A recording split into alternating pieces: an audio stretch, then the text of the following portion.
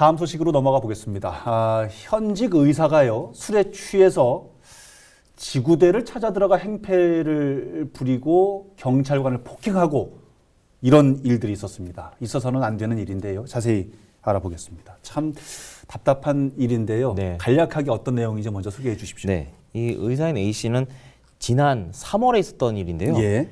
그 3월 20일 날 오후 1시경에 만취 상태로 그 청주시에 있는 용암 지구대를 찾아가서요. 예. 술에 취한 상태로 아무런 이유 없이 그 지구대에 있는 경찰관들에게 욕설을 하는 등 소란을 피웠어요. 그래서 결국은 그 이건에서 재판이 넘겨졌는데요. 예. 최근에 이 A 씨에 대해서 유죄 판결이 선고된 사건입니다. 그렇군요. 설명을 해 주시기로는 아무런 이유 없이 술에 취해서 들어갔다 그러는데 40대 의사로 이제 얘기가 되어지고요. 네. 도대체 이 의사는 신분도 좋고 많이 배운 양반이 도대체 낮에 그것도 술에 취해가지고 참 있을 수 없는.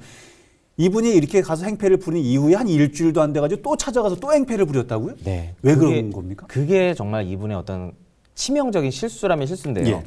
지금 방금 말씀하신 것처럼 내가 형사입건 됐다는 것에 앙심을 품게 됐어요. 본인의 실수는 예.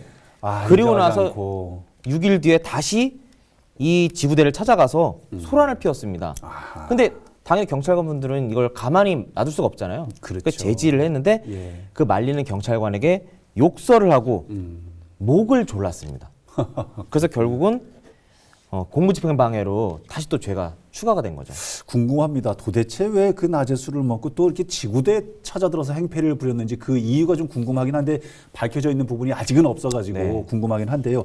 재판부 어떻게 판결을 내렸습니까? 예, 최근 청주지방법원이 A 씨에게 유죄 판결을 내렸는데요. 네. 혐의 제명은 공무집행 방해랑 경범죄 처벌법 위반 등이었습니다. 예. 근데 결국은 재판부에서는 증거와 검사의 주장을 면밀히 검토해 봤을 때 이 범죄 사실이 모두 다 인정된다고 판단했고요. 네네. 형량은 벌금 1,000만 원을 선고했습니다. 1,000만 원이요? 네. 지구대 찾아가서 행패 부리고 음주 난동 부리고 그러면 벌금 1,000만 원. 좀 약간 높은 수위인 것 같긴 한데요. 그 그렇긴 이유가 한데, 있습니다. 예. 그 판결문에 예. 왜 양형 이유에 대해서 이제 말을 그렇죠. 했는데요. 그렇죠. 예. 이 A 씨가 기존의 다른 범죄로 누범 기간 중이었습니다. 그렇군요. 예, 조심해야 되는 기간이었어요. 그렇군요. 그런데 다시 재범을 한 거예요. 그렇군요. 그래서- 자숙하고 있어야 될 기간인데. 그리고 지금 이 행위 자체가 한 건만 있는 게 아니라 한 번 소란을 피우고 다시. 날 입건했어? 다시가 또 재차. 보복하는 것처럼. 그렇죠. 예, 예. 그러니까 죄질이 매우 안 좋다. 그래서 좀 벌금 1,000만 원에 이런 사유 같은 경우에는 이러한 형이 필요하다라고 그렇군요. 해서 이러한 형량을 선고하게 된 것입니다. 지금 말씀을 해주셨던 이 주치폭력 말고 또 다른 경찰관 폭행 피해가 뭐 최근에 있었다는 얘기는 어떤 얘기입니까? 네. 그 최근에요. 예. 음주 운전 사고를 낸 다음에 예. 출동한 경찰관에게 오히려 폭행한 혐의로 그 가해자가 불구속 입건된 사건이 있었습니다. 그런 일도 또 있었어요? 그 만취 상태로 이제 운전을 하다가요. 예. 그 장소는 가경동 도로였었는데요. 네.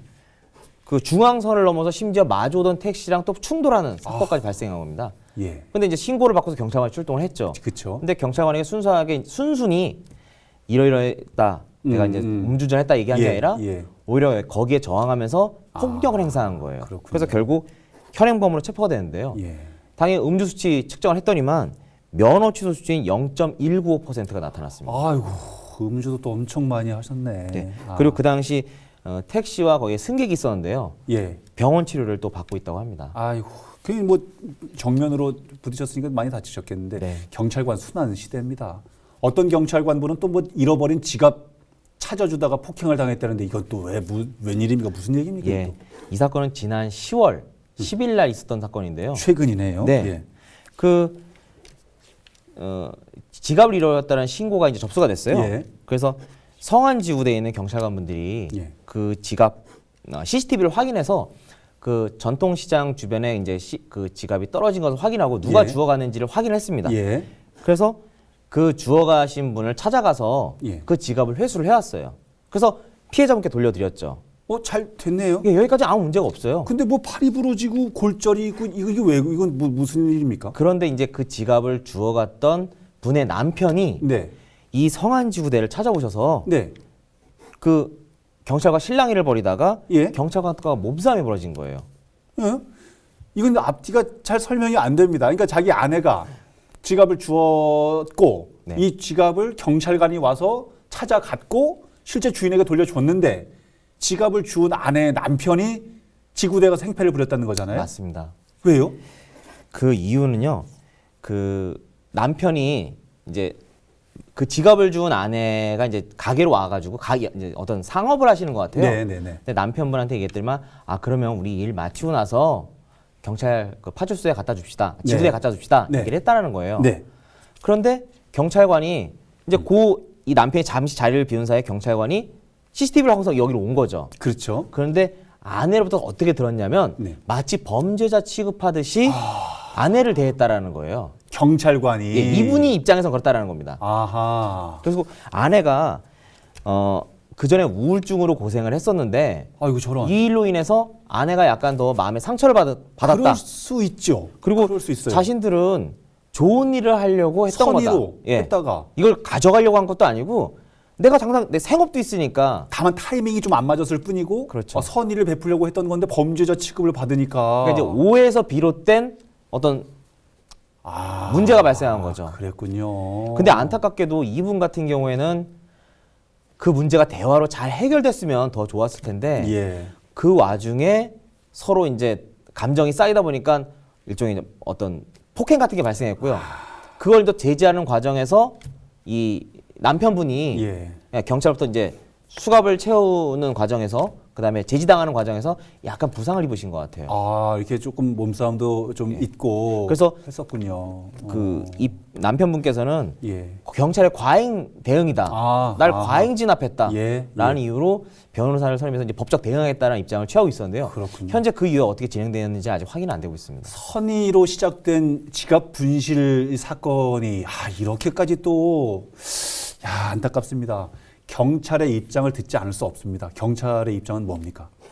네, 경찰에서는 당시 인권 침해 행위는 없었다. 없었다? 예. 그리고 제압하는 과정에서 그 흥분한 남편과 그다음에 경찰이 다칠 가능성이 있어서 진압을 했던 것뿐이었고 그건 정당한 공무집행 과정이었다라고 예. 하면서 이제 그 남편분의 주장을 정면으로 반박하고 있는데요.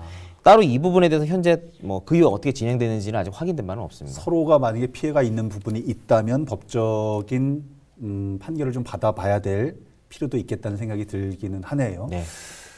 두 번째 지갑 분실 사건은 여하튼 좀 안타까운 일로까지 번졌습니다만은 그 앞부분에 조금 정리를 해보면 경찰관이 폭행을 당한다는 거 아니겠습니까? 네. 이런 일들이 비일비재하게 매년 이렇게 우리 주변에서 일어나는 겁니까?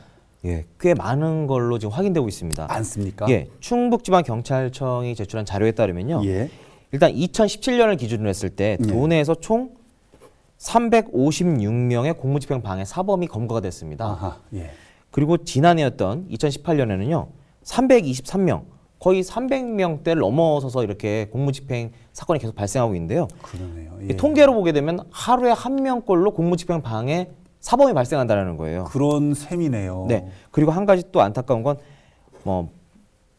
이 범인으로부터 이제 피습을 당해서 예.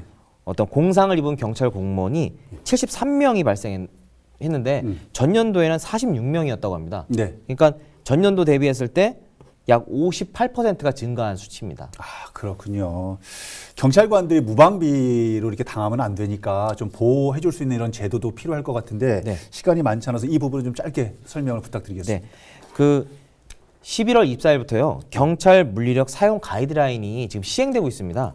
예. 그러니까 경찰들이 상황에 따라 장구와 장비 등을 총 5단계로 나눠진 그 상황에 따라서 맞게서 대처해서 이제 물리력을 사용하라는 가이드라인인데요. 근데 일부에서는 이런 가이드라인이 나왔으니까 우리가 좀 더 체계적으로 대응할 수 있겠다. 예. 그동안 이거 총기를 쏴야 되는지 말아야 되는지 약간 그 주저했던 부분이 있었는데 네. 뭔가 적극적으로 대응할 수 있다라는 측면도 있긴 합니다만 다른 경찰분들은 그러다 정말 상대방 그 범인이 다치기라도 하면 결국은 내가 민사상 피해 손해배상을 해줘야 되는 문제가 그렇죠. 생기지 않겠냐라는 우려도 있어서요. 이 부분도 역시 향후에 좀 정립이 돼야 될 부분인 것 같습니다. 알겠습니다. 시민의 재산과 생명과 시민의 안전을 지켜줘야 할 경찰, 이런 경찰에게 또 폭행을 가하는 시민 어떻게 봐야 할까요? 조금 더 배려와 또 따뜻한 마음으로 좀 주변을 다시 좀 돌아봤으면 좋겠다는 생각을 여유 있게 좀 돌아봤으면 좋겠다는 생각을 해봅니다. 오늘 도움 말씀 함께 나눠주신 박재성 변호사였습니다. 말씀 감사합니다. 감사합니다. 자, 끝으로 지역의 행사 소식 소개해드리면서 뉴스박스는 여기서 마치겠습니다. 여러분 고맙습니다.